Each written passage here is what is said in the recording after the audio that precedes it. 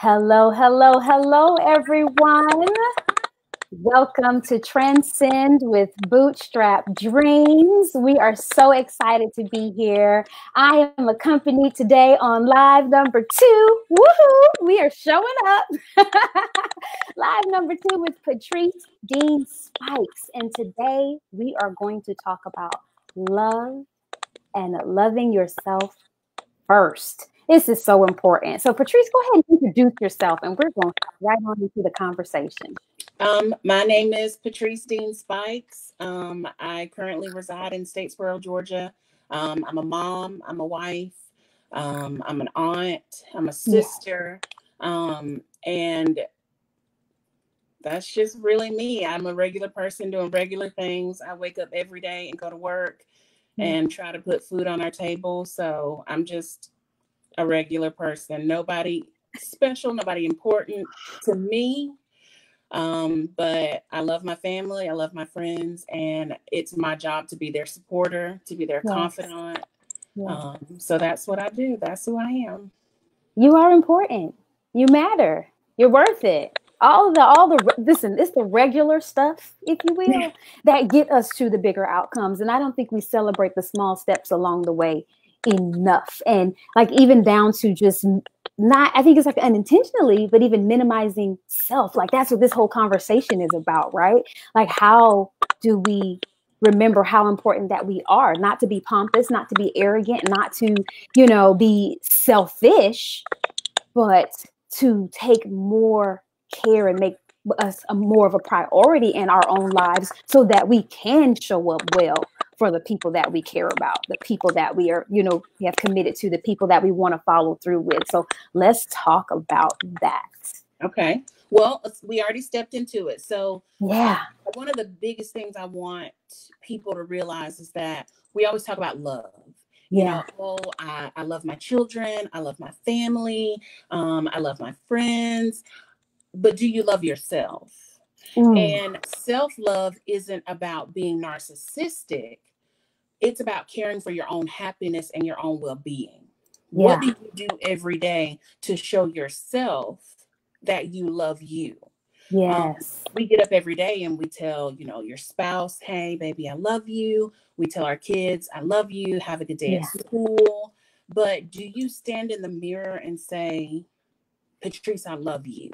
Yes. And it's not necessarily about loving anything on the outside, not your appearance, but loving who you are as a person, loving who you are as an individual, loving who you are in the roles that you have to play every day. Right. I think that's something that we don't do. We don't focus on it. We don't think about it.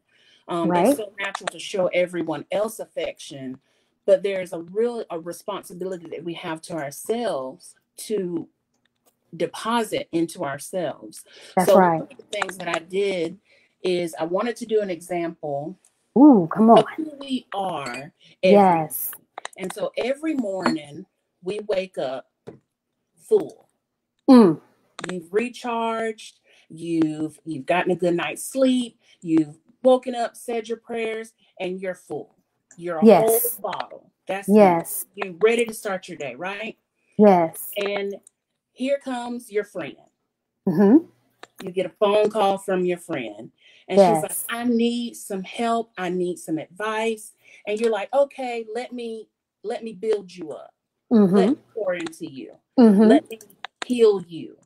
Let me welcome you. So you've given a piece of yourself to your friend who needed it. Who needed you. So you did it. You're like, okay, good. I got it. Yes. And then your husband calls and he's having a bad day at work. That's right. And he needs some encouragement. So you're like, okay, I got it. I'm going to give it to you. I'm going to make sure you get everything you need. You know, you're my husband. I love you. We can get through this. You can do it. It's going to be okay. Right? Yes. Right. You gave to him. And then you going to work. And work needs you. Did we just have to change glasses? You've got this big project. And we just changed vessels, didn't we? They need you to stay. They need you to work all night. They need you to miss dinner with your family. They need Yes. this, they need that. And you go home that night and you're empty. Whew. Because Come not on. once during that day did you take time to deposit Yes. into yourself. Mm-hmm. And we as women in particular will do that. We will will. give all day until Now, there's nothing left. why do you think that is? It's the instinct. It's the natural instinct. We are givers. We're nurturers. We're problem solvers. That's what we do. That's, the problems come to us. We are the person that solves the problems, which is fine. It's fine to have that role and to be that person. Yeah. But during the day, you have to figure out how to deposit something back into yourself. That's right. And whether that's reading a book on your lunch break, going for a short walk, listening to music, reading a poem, writing a poem, doing a crossword puzzle, something that gives back to you, reading the Bible, quoting your favorite scripture, reading your favorite scripture, anything that you enjoy. Yeah. Even if it's only 20 or 30 minutes, will give you such a more positive outlook. Yeah. I love music. So for me, it's music. If on my lunch break, I'm feeling down, I'm feeling beat up. If the right song comes on, I can go from having a bad day to grooving in my car. That's right. I'm like, okay, I'm going to make it. I got it. We doing it. Okay, I'm ready. And just that little bit of giving to myself, loving myself enough to stop and be like, okay, you need something today. That's right. You need this. And you have to do it every day. So in the morning when I get ready, I'm listening to music. I have my little earbud in so that I'm not disturbing anybody. And I'm listening to music, preparing myself, getting myself ready for the day that's to come. I sometimes work 15 hours a day. And you'd be surprised how much that takes from you. Just being at work, away from everybody that you love for 15 hours. But after that, I'm also a store manager. And my last store, there was 19 people underneath me who anytime they needed something, it was always Patrice, Patrice, Patrice, Patrice, Patrice, Patrice, Patrice. Okay. Even though there were other people there they could have spoken to, it was my role. And so 20 people at work taking from you. And then I go home, I have a husband, I have a daughter, and you can't tell a 6-year-old, oh, mommy's been at work all day. I'm really tired. I just need space. That doesn't happen. You can't do that. And so you can't. You won't like the outcome. Right. Right. Over time, especially. Because eventually the 6-year-old will be a 10-year-old and a 12-year-old and a 15-year-old who'll be like, 20-year-old. Have time for me. That's right. Oh, let's talk about the time factor. So I hear you say, and please in the chat, those of you who are watching, thank you so much for joining us. I love the hearts. I see them. Patrice, I don't know if you're looking, but I'm looking. I'm checking out for the comments because last week I didn't see them on some of the ends. But in the chat, let us know, when do you get self-time? When do you get your time? Is it in the morning? Do you break away in the midday? Is it the afternoon? What is it for you? I do it throughout. So in the morning when I'm getting ready, that's my time to just concentrate on me. I recently started wearing fake lashes. I realized that it makes me feel good. It wasn't because they looked good, although I like them. Look, I think they look nice on you. When I look in the mirror and I see them, I smile. Yeah. I smile because they make me feel good.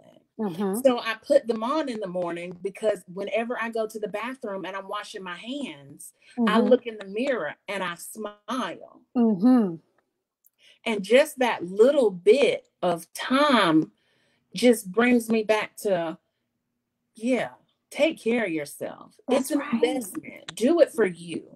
Do it for you. So, And let's pause right there because I see Maria made a comment. She said, I've been thinking about that. This is so timely for me, right? And so, like, for that one's first thing I know, I said, your lipstick, I love it. Your lashes, they're beautiful. And just like you said, it's something simple, but it makes you feel good. Now, as a woman, I share with you, if I don't have on anything else, I'm gonna have on my lips, right? And even though we're wearing masks, I will be fully masked. But I got on my lipstick because it makes me feel good. And then I have a kind selfish plug. It doesn't come off. You see that? So yeah, if you're wearing a mask and you're doing mask on, mask off, listen, I have the product for you that will last all day. But I do that because it makes me feel better. And I'm the same way, not to be TMI, but ladies, matching bra and panties. Listen, it will change your walk. It will change how you stand. Doesn't matter if anybody's seeing it or not. You see it.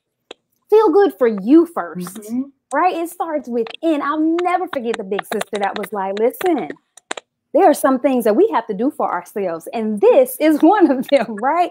And it made a huge difference in how I presented myself, how I walked into a room, how I talked, how I stood, because I was like, I might not be the fashion stylist influencer from the outside, but baby, let me tell you something. Within the parts of me that aren't tangible, right, and that you might not get to see.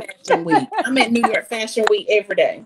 Every day, right? Every day. So it's important that we do things for ourselves that will allow us to show up more confidently, more at peace. Because when we can rest well with ourselves, we can tackle everything else. But when we're unsettled within ourselves, how do we really expect to take on everything else and not eventually break down? Because the days of compartmentalizing things right now, yes, are few and far in between. I don't know about the majority of reality. And that's the thing. We're in a blended reality. We're hybrid living. Go ahead, Patrice. And when we're so busy, we struggle with finding time to do these things. And that's why I say 20 minutes on your ride to work. What's wrong with on your commute to work? Listening to your favorite song, listening to your favorite author, get you a books on tape. Well, I'm sure it's MP3s or whatever, whatever your device is. I guess I just dated myself. Right.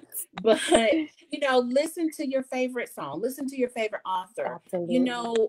Something on your ride to work, even if it's only a 10-minute drive. Right. You'd be surprised how much of a better mood it puts you in. Absolutely. On your lunch break, while you're eating your lunch, you could do the same thing. Watch your favorite show. Plug your phone up. Watch your favorite show. That's whatever right. Makes you happy, you need that to build those deposits up. People are going to withdraw from you as much as you let them. As much as you let them. It's just like Absolutely. Their bank account. People will go up to their ATM knowing they only got $23.92 in there, and they'll still press the $40 withdrawal. And if the bank lets take it, they'll take it out. They're going to take it. They'll take it out. That's right. That's credit. The more, right. So the more you offer people, the more they're going to take. That's right. And there has to be a time where you decide, okay, I'm done with letting people withdraw from me. Mm-hmm. So one thing that I did for myself and for my family really is I made my days off limits for friends. Talk about that. Now when you say off days, because some of us use that and it's really not an off day, right? Okay. So when you say off day, let's define off day for yourself. An off day is when I do not have to go and report into work. Okay. And as a store manager, sometimes that's only one day a week. Sometimes it's 0 days a week. Sometimes I don't get any days off. But when I do finally get a day off, it's off limits to everybody but family. Because I answer my phone at work for friends, for bill collectors, for, hey, your car insurance is about to expire. I answer my phone for everything because as a store manager, I'm required to answer my phone. I never know who could be calling. That's right. So on my days off, I don't answer my phone because I want to be present for my family in front of me. Yes. I don't get that undivided attention. My daughter's 6. Yeah. Uno right now is her thing. That's her thing. She loves to play Uno. I taught her how to play Uno, and it was the best thing I could have done for her, because Nice. even though we're playing a game, it's a bonding time for us, because I'm gone so much, because I'm absent so much from the home. Her and I playing Uno, we get to talk. Yes. And the other day she said something to me that really disturbed me. Okay. And she said it right when we were playing Uno. And she said, "Mommy, I want to be a ballerina." Okay. And I said, "Okay, great, okay." And I'm shuffling the cards, and she says, "Can people with my skin be ballerinas?" And so for those that don't know, let's not make an assumption. Your daughter is she is black. Minority. Yes, Black, she's brown skin, a woman of color. Okay. And so I heard her, but you know how you're like, maybe I didn't hear her. Right. Right. And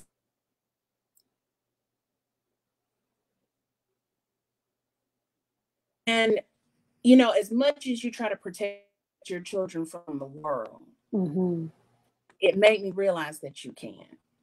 Right. And so that was my time, because as a 6-year-old, she doesn't know how to deposit into herself. That's right. She doesn't know how to love herself. That's right. And so that was my opportunity to show her that she could be whatever she wanted to be, that she should love her skin, that she should love who she is. She should value her dreams.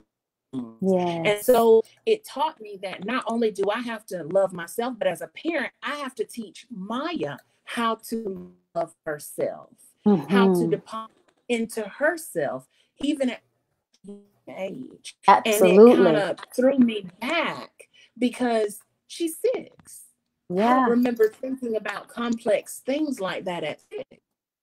But it showed me, okay, while I'm depositing into myself, let me show her how to love herself, how to deposit into her, because whoever put that idea in her head, because that's not something she came up with on her own. That's right. So whoever did that was taking from her. They were taking her dreams, taking her hopes, taking her happiness. And it's my job to give that back to her. Absolutely. To give her joy and happiness and hopes and dreams, because she's 6, she can't do it herself. Yeah. Go ahead, finish your thought. So on this journey of trying to love myself, it also taught me to teach my child how to love herself and to build her up as well. And so it's just every day I'm discovering more about what it means to love myself, love my family, but worry about me, my happiness, and what I need in order to be a successful person. Yes. And you said something. I also have a daughter, and she will be 6 on next Monday. And due to our dynamics, right, her father and I are no longer married. And so we encounter conversations that I'm like, man, I thought I had like 4 more years before we would have to start answering some of these questions. The children that we have now are not naive. They are not nearly as green as we had the privilege of being, because they're exposed to so much more.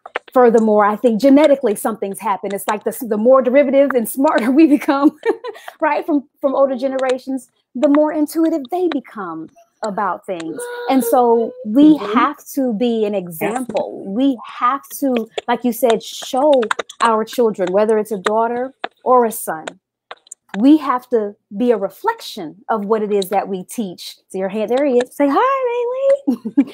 We have to be a reflection of what we teach, and not just words that we speak, because we can say it all day. Exactly. But when we live it, it gives them a context, right, for what it means to love ourselves and for what it means to, understand beautiful, for what it means to be responsible, for what it means to nurture. You can watch regular YouTube. Yep. And so, it's like, it's not enough to just, it's just not enough to just say it. And we have to be cognizant that even though we want to, I don't want to say shield, but there's certain things that we feel like we can kind of not have to deal with right now, or we don't have to absolutely address at the moment. Hey, Heather, thanks for joining. The world does it for us. And I don't care how much you homeschool your kids, eventually they're going to get out somewhere. Eventually they're going to be in the presence of somebody else, and they're going to see something, they're going to hear something, someone's going to say something, and you're going to have to address it if you're living, you know what I mean? Responsibly, authentically, you're going to have to address it, and you're going to have to be a demonstration of what you said so that your children know what it means. And so discovering every day something about you is something that I think is very important, because how many women, and we're talking about women particularly, but this is not to negate the men or the fathers out there who are absolutely showing up for your families, right? But discovering something every day about you and not losing sight of you, because guess what? Things do change. People do come and go, and it's not always just an up and walk away. There are illnesses that come into play that change how a person may now function in your life and you in theirs, right? Then we have death that happens. And so what you might have wrapped around, everything around this individual now no longer exists, and you're sitting there, or your children grow up and move out, and now you're asking yourself, who am I and what do I do with this thing called life again? Because my life was so, right? It was so consumed by everything and everyone else. I forgot about myself. And so we're not saying be selfish. We're not saying, be arrogant and make sure that the world circulates around you, but you do, right? You do need to orbit around things that are important to you. So what are some things that you found you discover about you that you would be willing to share? Like how do you take time to discover you, aside from the auditory and, the 20 minutes a day and the commute? How do you prompt you? Crossword puzzles. And my grandmother actually got me started on crossword puzzles when I was really young, but we grow up and, crossword, I shouldn't do those anymore. I mean, we grow ourselves out of things that just happen. Yeah. So a crossword puzzle, I used to treat it like a game. When I was younger, I would literally say, I can finish this in 5 minutes, and it made me happy competing against the clock to see if I was able to finish the crossword in 5 minutes. Yes. But like I said, I grew up, so I don't have time for that, right? But crosswords make me happy. That's right. So I do the crossword puzzles. I do the Sudoku. I do word finds. I do, all of that. I do all of those puzzle games. It exercises my mind, which I like, but it just makes me happy. The lashes, they make me happy. Yes. And they make me happy throughout the day. And to the point where I'm like, I got to take them off tonight, but it's small, and that's important. Yeah. But I wanted to go back because another thing to toss. We as people, and this is all people, Black people, white people, and people of every ethnicity, we experience loss. Everyone experiences loss. Yes.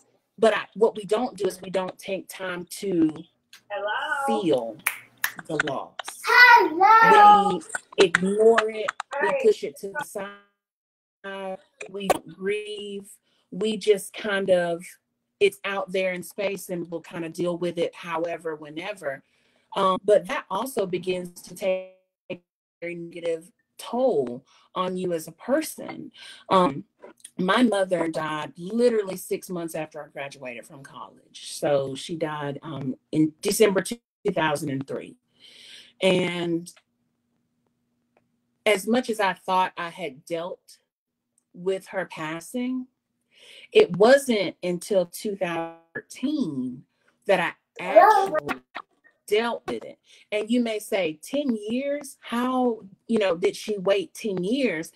And it wasn't that I waited, it was that I thought other things were more important. So she died right around Christmas time, literally 3 days before Christmas. And my mother loved Christmas. She loved it. And I decorated for her every year. Every year I went home, college or no college, I went home. She always knew that. Come home for Thanksgiving, and she left, the entire house was going to be decorated. Enjoyed it. Okay. That last year, I was with work. I was like, Mom, I don't have time to decorate. I can't come home. I'm just busy. And she died, and there were no decorations in the house. And I took that personally. I didn't realize it personally. Yeah. So the next Christmas, I decided I'm going to decorate, my house in remembrance of my mom. Christmas.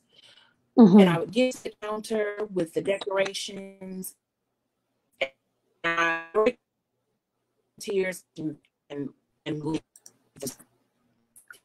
I did that every year for 9 years in the store. Wow. And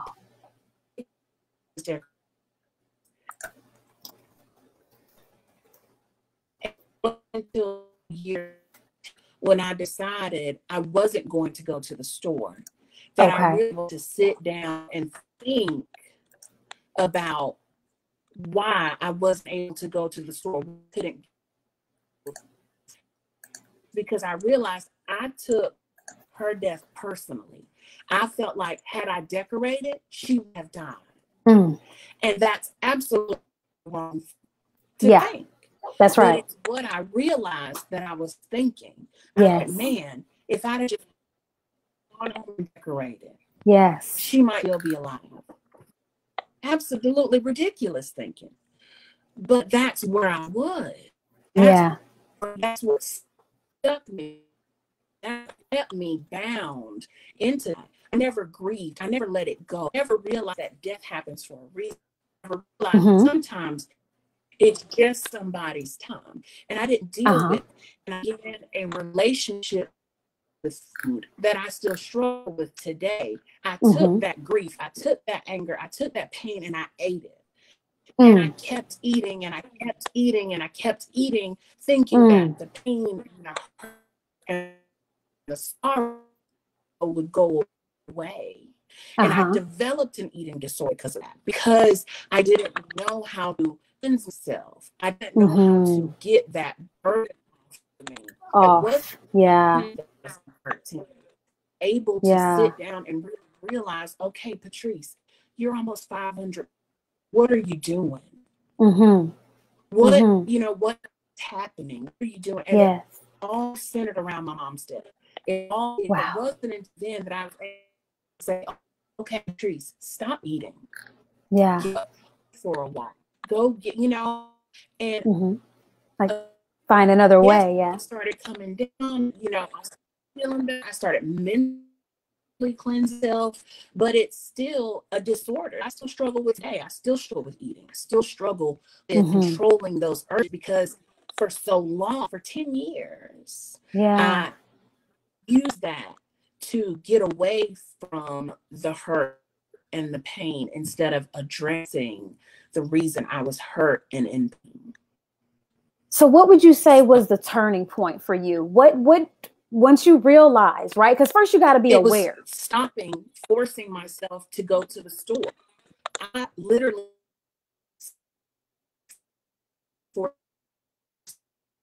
our audio is going out, Patrice. You there? I wanted to. Patrice? Yes. Okay, our audio is going. Yeah, the audio is cutting in and out. You were telling us what your turning point was. Okay, is that bad? It was for me to stop forcing myself to go to the store. It sounded like such a not, good idea. Hey, for your mom to try to make it sound fit. That's what I just kept thinking. It would be so nice. It would be so sweet. But it wasn't something I wanted to do. It was something I felt like I had to do. And when I stopped doing that, when I made a decision to say, look, I'm not going to do it. It's not for me. It's not what I need to do. So I stopped. And it allowed me time to heal because I wasn't forcing myself to remember. It forced me to stop celebrating her death and to think about her life. Because I was focused on the death so that I didn't appreciate the life that she had lived. And the reason that I'm here is because she lived, not because she died, but because she lived. And so it was giving myself time to heal. And it took me, that December was the turning point, but it took me all of, 6-7 months to kind of flip my life back around, because self-realization turns your life upside down. Yes, it does. And if you're not ready to self-realize, and if you're not ready for your life to be turned upside down, it is not your time to self-realize. It's not your time to evaluate. It will turn you upside down, and everything left turns out to be right. And it takes a while to sort out, but I'm telling you, if you stick with it, if you keep learning and keep loving yourself, you come out on the other side a much better person. Absolutely. The relationship with food, my relationship with men, it all changed that year, that next year, that 2014. I really became a different person, a better friend. Yes. I just had Maya, so it made me a better mother. And that was so important. It was just a really rough time, but I needed it. And I think that comes with grief, because we push it to the side. We'll cry. Yeah. That's not dealing with it. Yes. Listen. Look, Patrice, I say all the time. Yeah, I say it's not about your feelings, right? Now, it's not, that doesn't mean negate your feelings, but how we respond day to day, how we choose to be proactive is not about how you feel. Because if we went off of how we feel 97 or more % of the time, we wouldn't do what it is that we're required to do. We wouldn't do what we committed to do. We wouldn't do what we need to be responsible for doing. So we have to acknowledge how we feel, but we have to push past those feelings, right? And what you're talking about is finding healthy ways to manage, to navigate, right? To cope with certain feelings, and even to shift our association with certain feelings so that we can choose, right? As I say, choose to be well, even if you don't feel like you're well right now, because it's a gradual process, but choosing, making a mindset shift so that the behavior and the discipline can follow it. And so I like to leave these conversations at 30 minutes because we don't want to, belabor people and keep them engaged and heightened. But if you had to leave something today, because you shared so many great nuggets, if you had to leave us with something today, Patrice, what would that be? Deposit into yourself daily, because no one else is going to. It is totally up to you to make sure that your mental health and your well-being and your happiness, you're in charge of it. You're in charge of it. And don't give that power to anyone else. Not your husband, not your friends, not your mom, not your dad, not your sisters, your brother. Your happiness, your well-being, and your love for who you are is your responsibility. And it's more important than your job. It's more important than the dishes in the sink. It's more important than washing clothes. Once you take control of your self-love, you become a better person, much more healthy for the people around you. Your relationships become healthier. Your Yes. mind, your thinking is cleansed. So just Yes. take that and love yourself and take charge Mm-hmm. of it. And love Yeah. who you are and love who you're going to be. I love that. We are in alignment. Thank you so much, Patrice, for the conversation that we have had today, just sharing light on all the things concerning us, talking about us as women, getting real personal about the lives that we live, you know, how we were created and how we just absolutely shift everything in our sphere, right? To satisfy, to nurture, to cater to everybody else, and how we have to come back and center ourselves in things that are equally important. And if we want to show up for others, how we have to first start with showing up for ourselves. So thank you so much for your willingness to have this conversation today. Thank you for joining me on Transcend Live with Bootstrap Dreams, the second talk of this live series, because these things are going to keep going. And I think a conversation on grief is something that it's a subject that hasn't come up yet. We've got lives booked through November at this point, but grief hasn't come up yet. So I'm going to reach back out to you and a couple of people who I know who have absolutely dealt with it and talk about it, because it's something that doesn't get addressed enough. Right. And is at the root of a lot of issues that we either grow up and are triggered with as adults, or that we face into adulthood and don't know how to deal with. So thank you for going that deep and sharing that with us.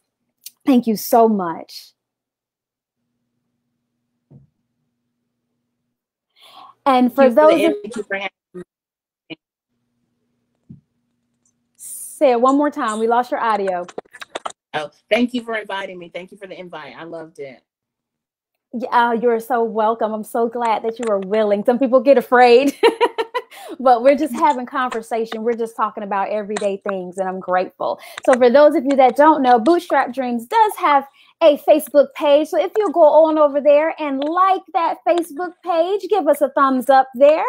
And we do have a group for creatives and entrepreneurs. So even if you're working and you're aspiring, there are strategy tips and cool opportunities there for you. We will have more conversations on business. We will have more conversations for women. We will be talking about family, life, love, grief, and everything in between, because this is real living. Thank you all so much for joining us on Transcend with Bootstrap Dreams.